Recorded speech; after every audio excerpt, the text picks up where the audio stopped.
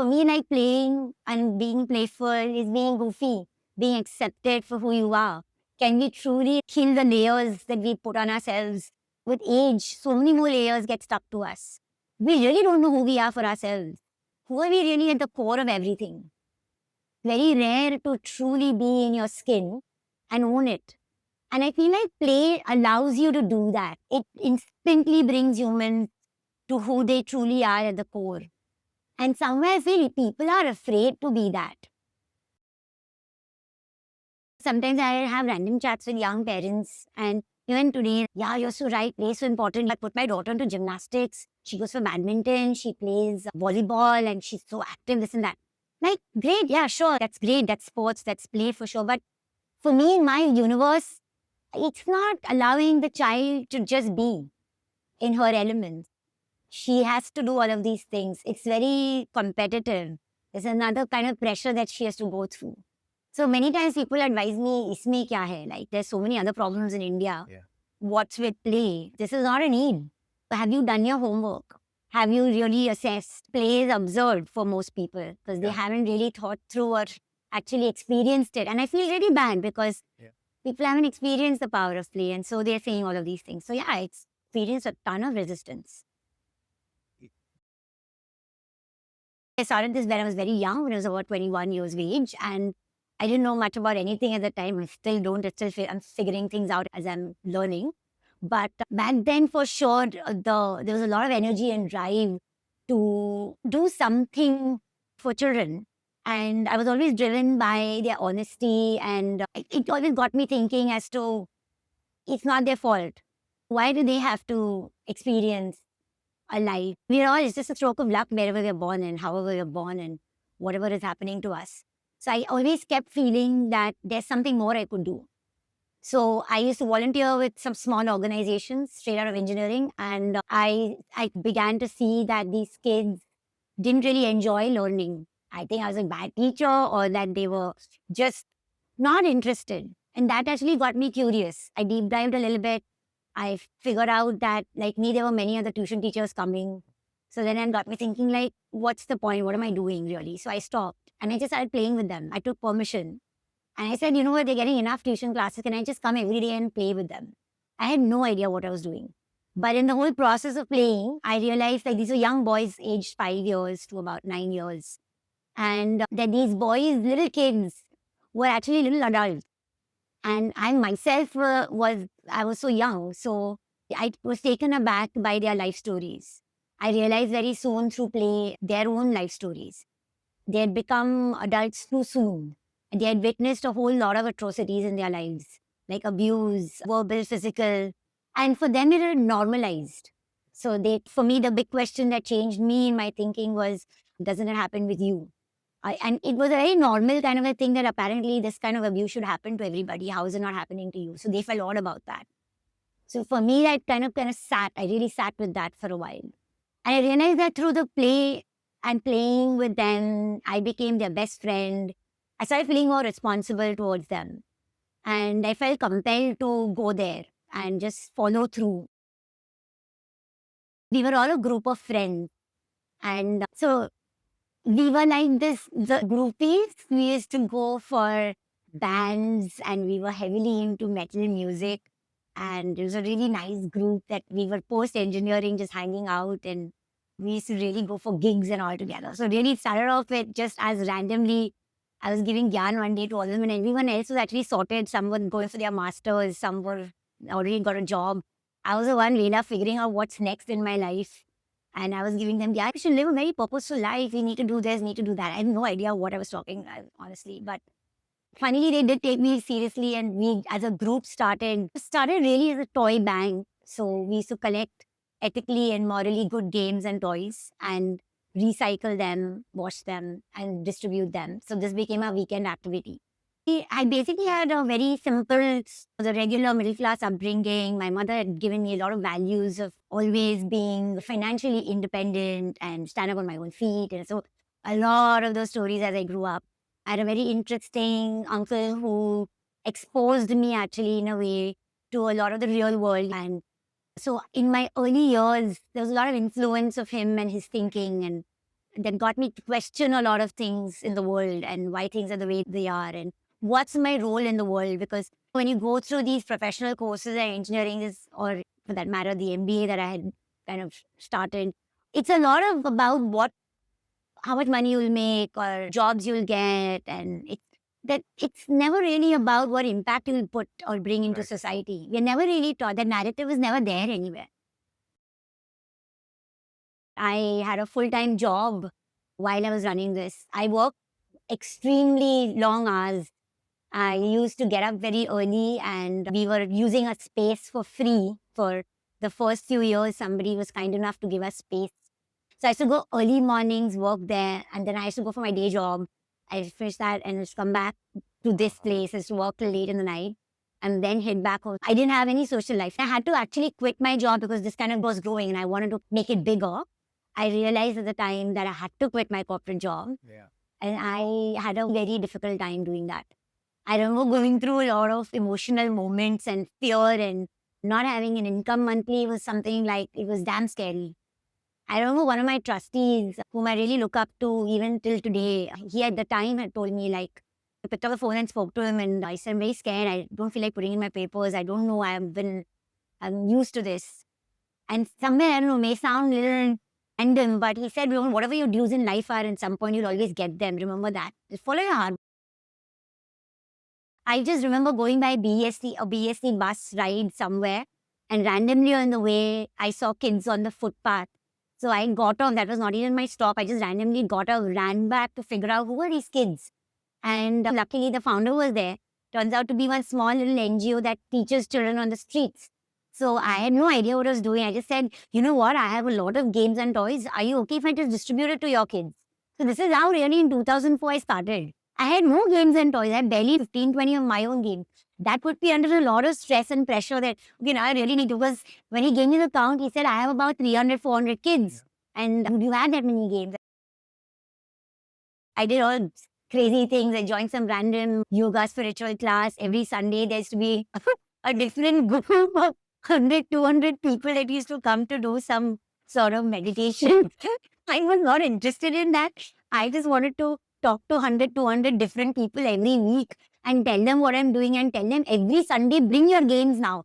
So I used to do connection drives. I used to drive and go to housing societies, request the secretaries to stick posters. So everything was like, and my car was like one Chotu car I used to have, and it was like one dumping ground of all games, and I used to carry them in the lift, bring it to the house, sort it. I spoiled my mother's washing machine because I didn't really use my hair at the time. We washed all these, my friends and volunteers came.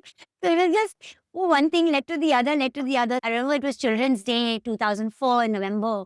We started our day about 6:37 in the morning. And it was like a mela. Like I was driving, somebody went behind me, 3 cars, 3 bikes, and 1 tempo. And we were all like one circus rally. We were driving around the cities, the gullies of Bombay, Mumbai, and it was insane. It was quite some experience. From morning 7 to about 9 in the night, we just kept distributing games. The model has changed. We are no more like collecting and distributing alone.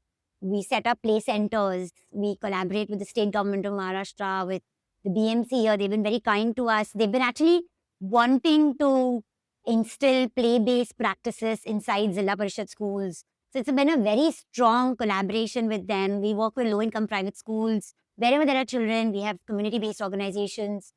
And we set up these curated, playful learning spaces for all of these kids. It's a signed MOU. We train the teachers. We spend a lot of time and efforts in helping teachers become play practitioners. It's a very funny story. I don't know if I should say that, but we had a cat named Optree. Nice. We've been goofy with everything is playful now. So Optree became Open Tree. But we really liked Open Tree when it kind of just occurred to us. It was Vikram's idea, and he's coined this name, and it gave that, because play is like that. Right. We are free when we play. Right. We're more open to life. Our brains expand. Our unlearning abilities increase. Right. We're more less rigid. So in that sense, and trees are like that. Yeah. They're so giving. Yeah. It worked out really well, but it's always thanks to that little cat we had. I think it's very important to have the answer to why do you want to do what you're doing here. This is less about me and it's actually nothing about me. But having said that, there's also a selfish thing. I am happy because of this. Right. So there's always something now that I have to, that satisfies my spirit. Yeah. But if the why ka answer is not in place and the why ka answer is only no, then there's something super wrong with this. So let's answer this first from करना क्यों चाहते हो, फिर बाद में क्या करना चाहते हो. फिर it's very important to first have that answer and be honest about it.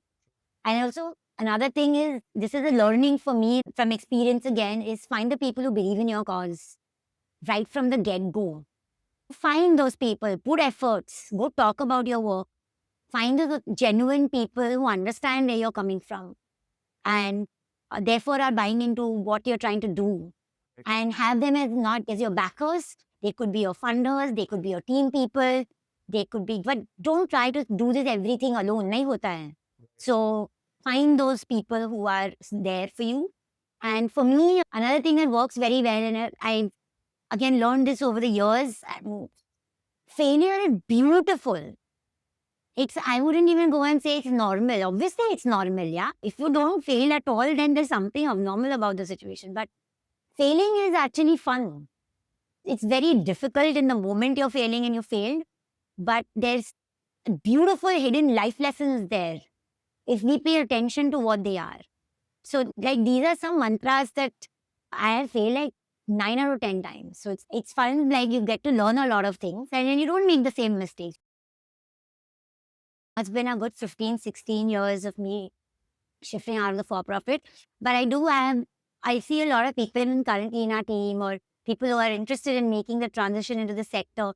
I think one of the key things is there are a lot of beautiful frameworks and practices that are put into place in the corporates, but it doesn't mean that it keeps applying as is in the not-for-profit spaces.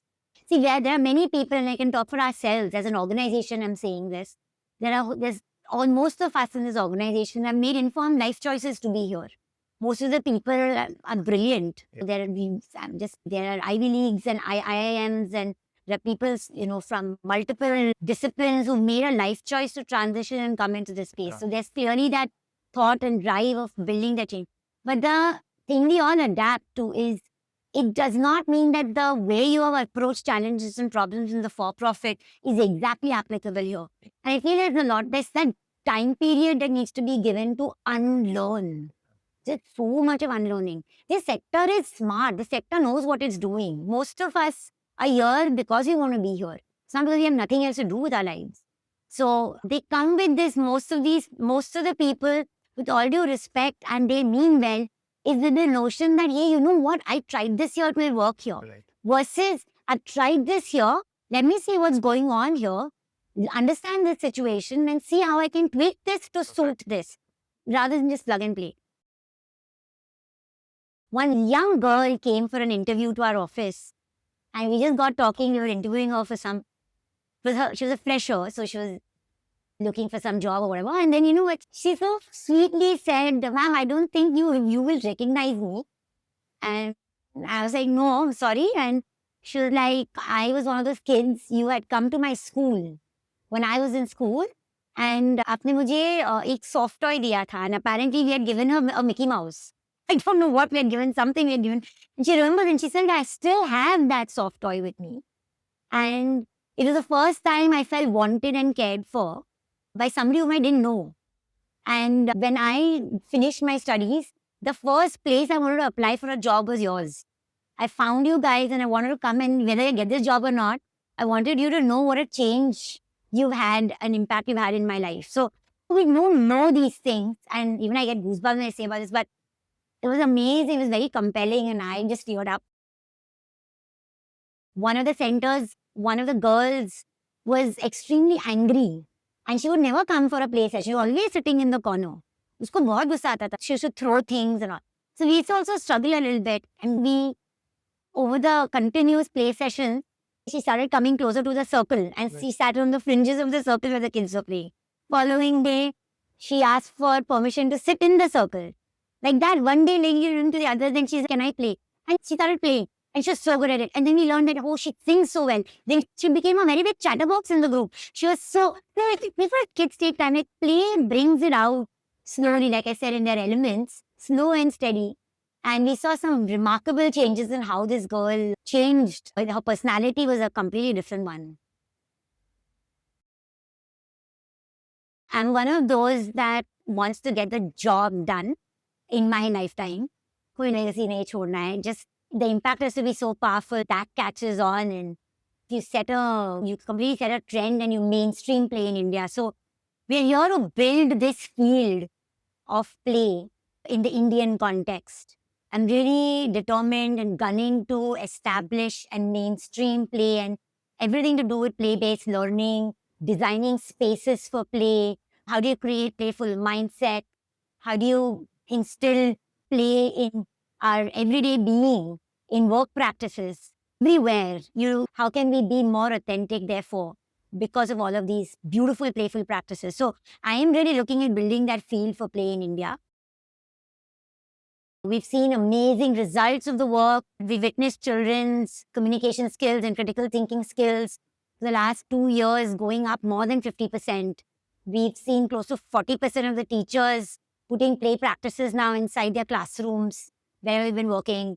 We've seen teacher-student bonding go up by 5 times from what it used to be before play was installed in all of these spaces. So, I'm very motivated just by these numbers are one thing, but we see this every day. I witness these changes every day. So, kaise bhi to right to play at a policy level needs to be established. And I wish for the government that you guys have done a great job with right to education. We've done the what ka answer. Can we answer the how are they learning? I'm more interested in how our children are learning. Totally love the vision, Shweta. Just absolutely love with it. And I have a lot of takeaways for me in person as well. Wishing you all the very best.